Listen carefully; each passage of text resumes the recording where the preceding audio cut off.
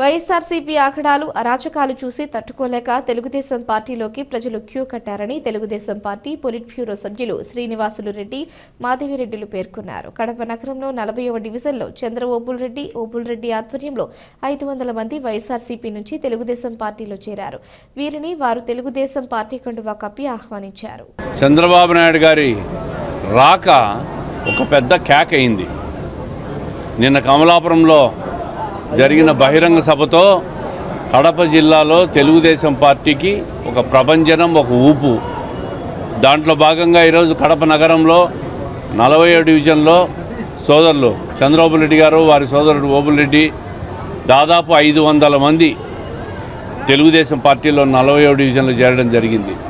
ఇంత పెద్ద ఎత్తున మహిళలందరూ తెలుగుదేశం పార్టీలో చేరుతున్నారంటే చంద్రబాబు నాయుడు గారి మీద విశ్వాసం, కడప నగరంలో మా మీద విశ్వాసం వ్యక్తం చేస్తూ చేరడాన్ని నేను స్వాగతిస్తూ వాళ్ళకు ప్రత్యేకంగా అభినందనలు, ధన్యవాదాలు తెలియజేసుకుంటూ, మరి చంద్రబాబు నాయుడు గారు, వారి సోదరుడు వీళ్ళు కూడా డివిజన్ పరిధిలో ఏ సమస్య వచ్చినా పరిష్కరించేదానికి మీరు కూడా ముందుండాలా. పార్టీలో మీకు కూడా మంచి భవిష్యత్తు ఉంటుంది. పార్టీలో చేరిన సందర్భంగా యువకుడు, ఉత్సాహవంతుడు, మంచి భవిష్యత్తు కూడా ఉంటుందని చెప్పి ఒక నమ్మకం, విశ్వాసంతో డివిజన్ కూడా అభివృద్ధి చేయాలనే ఒక కాంక్షతో అతను ఈరోజు పార్టీలో చేరాడు. వాళ్ళకు మిగతా పార్టీలో చేరిన ప్రత్యేకంగా మహిళలకు అందరికీ కూడా ధన్యవాదాలు తెలియజేసుకుంటూ, ముందు ఇంకా నగరంలో ఇంకా మిగతా వర్గాలన్నీ కూడా పార్టీలో చేరేదానికి వారు కూడా కృషి చేయవలసిందిగా వాళ్ళకి ప్రత్యేకంగా తెలియజేస్తున్నారు. ఈరోజు ఈ ఎలక్షన్స్ వచ్చిన తరుణంలో ఈ రాష్ట్రంలో కానీ ఈ కడప నియోజకవర్గంలో కానీ ప్రజలు ఏమి విధంగా ఆలోచిస్తున్నారనేది ఈ పార్టీ చేరికలే ప్రపంచానికన్నిటికీ, ఈ కడప నగరానికి, ఆంధ్రప్రదేశ్కి తెలియజేస్తున్నాయి.